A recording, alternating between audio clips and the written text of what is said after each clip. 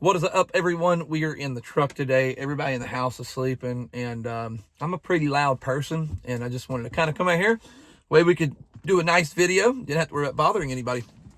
So today's video is exactly as the title says, why people don't finish project cars. And maybe there are some people that know why they didn't finish a project car.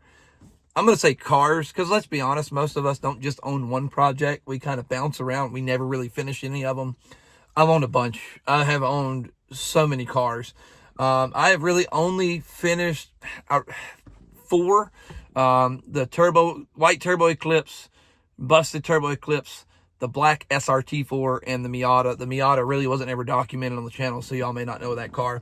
And the black SRT4 really was nothing more than a stance wagon. So that really doesn't count. I'm just going to be honest with you. I don't really consider throwing a set of wheels, stretched tires, and a set of coilovers on a car as a build, and then an exhaust, because you usually do an exhaust too. Some people may get upset at me saying that's not a build. It's not. It's just lowering a car.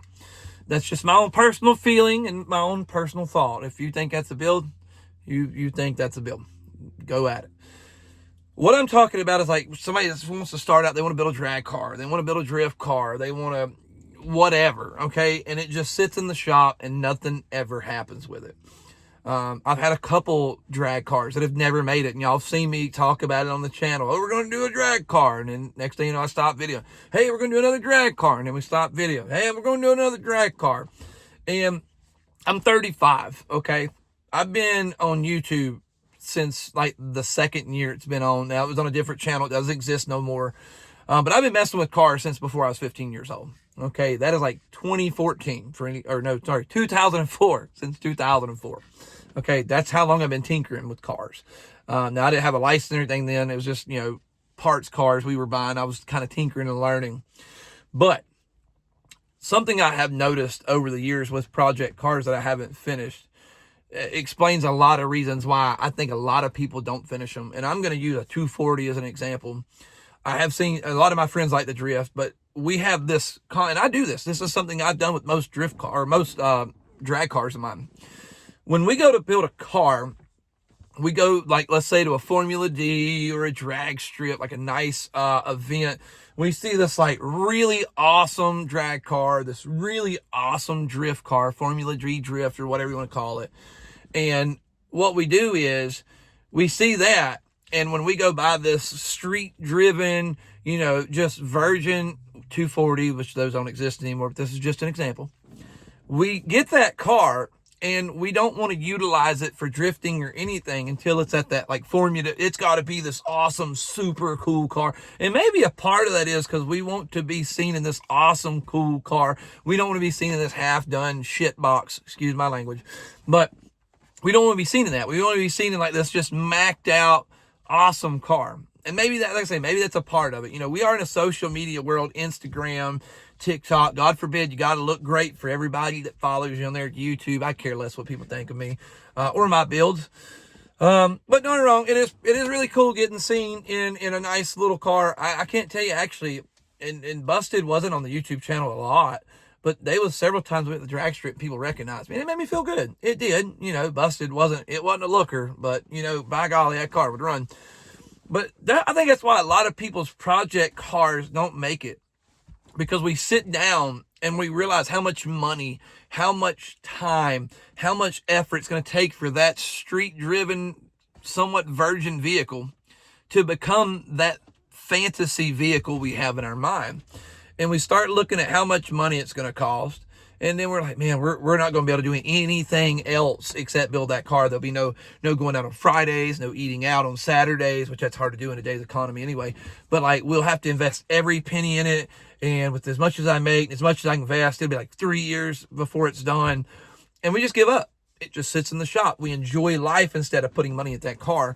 When what we should be doing is going and buying a nice set of just worn out tires, throwing on the back of it, taking it drifting, learning with a car that you want to turn into a drag car. Just take it to the drag strip on Test and Tune night and run it. Just run it, learn, get a feel of the car. And then what you do is over time, you slowly build this thing. Slowly build it. Collect parts to build the engine while you're racing on Test and Tunes or whatever. Not racing, but running it on Test and Tunes to get the feel for the car. And that's what happened with the white car and Busted. And that's why they were so good, because it took me about a total of about 8 months to build the white car. I was so meticulous in everything that I did. I sourced my parts. I took my time. When I built that engine, I was very careful about every little detail, to the point that I went and bought a Snap-on torque wrench to put it together, which was overkill, but I felt good about it. I bought it at the flea market actually for $80. So I didn't actually go out and like, hey, I'm gonna go buy a Snap-on. I seen it in like $80 for like a $300 torque wrench. Yeah, I'm gonna grab that. I would recommend everybody grab that, because that's a really freaking good deal. I since sold it for $125. So I made some money off of it, and I used it. But that's what we do. And I think that's honestly why the car world has kind of died, because realistically, to build some of these macked out cars, you got to have money, dude. Like, I'm very well off nowadays. Like, I'm not rich by no means. I own my own business. I do really well. I can spend money pretty quickly. Now, I don't have a lot of bills either. I'm very careful about financing stuff. You're not going to see a brand new car in my driveway. I have a 98 Dodge Ram 3500, a 2006 Honda Pilot. I'm sitting in a 2003 Yukon SLT. I have a 2006 Ridgeline. I have a 99 Mitsubishi Eclipse and a 05, or maybe a 2004 SRT4. It's 05 or 04. It's an LSD trans model. But they're all paid for, okay? Oh, the Ridgeline ain't $2,000 on it. So, terrible purchase. Don't buy one of those. Don't. Like, they don't. But that also allows me to spend a little more money, okay? I got a good deal on my house back in 2015, pre-COVID. It's hard to get a deal on a house nowadays. But with the Nova, when I started the Nova, or actually, with SRT4 Eclipse, I should have threw the 420A in it, put the SRT4 engine to the side, kind of get everything put together, get all the parts together, take the 420A out like we're going to do now with this current build, test the setup, kind of get the suspension dialed in. That way we are very familiar with the chassis. We're familiar with how everything reacts, how it drives, everything. We're comfortable in it. Slowly build it that way. When I did drop the SRT4 swap and go to a much higher power rating or setting, or just more horsepower, I'm ready. I'm ready for that. I'm already experienced in the car. Now that's going to be a little different, but I already have experience with that chassis. I already have experience with the white car and Busted. That's been almost 8 years ago. So it's going to be, kind of like riding a bike. I'll get back in it. It'll feel familiar, but I'm still going to have to refresh myself a little bit. But that's what we need to do. And it really kills me, because like the import drag racing world, especially where I'm at, it's gone, dude. I don't know a track around me that does imports. It's hard to find anybody else sponsor them, because the turnout's not there. Yet you do these little just awful car meets, you will have people just video and like just destroying their cars. They're slammed out. They're shooting sparks everywhere. They're sitting there revving them, shooting fireballs out of them. The 350Zs, the V or the G35s, G37s. These people are known for it. Everybody running over with their phone. That's the culture that we've become, instead of actually becoming car enthusiasts. When you go to a drag strip, you're around a whole different type of person. When you're drifting, you're around people that live, sleep, eat, breathe. They're totally different type of people. They're very knowledgeable and some of the best people I ever meet. I mean that in the bottom of my heart. I remember we took Busted out to the drag strip. This car had an issue every time we took it out. I broke it. We would set a PB and then break. And it wouldn't always be something big, but it'd be whenever part broke, I didn't have it in the car. And, I'd been talking to this guy, Austin. I think his name was Austin. And he owned a Honda. And he happened to be there that day. We took Busted out. Busted ran freaking amazing 3/4 of the track. Then it fell on his face. And I thought it was a cam issue again, because we had broke or slipped the cam gear earlier that season. And then it sheared the dowel pin off. And it just, timing fell out. And the car shut off. It fell on his face. And then it shut off, like halfway around the track. It held in there pretty good.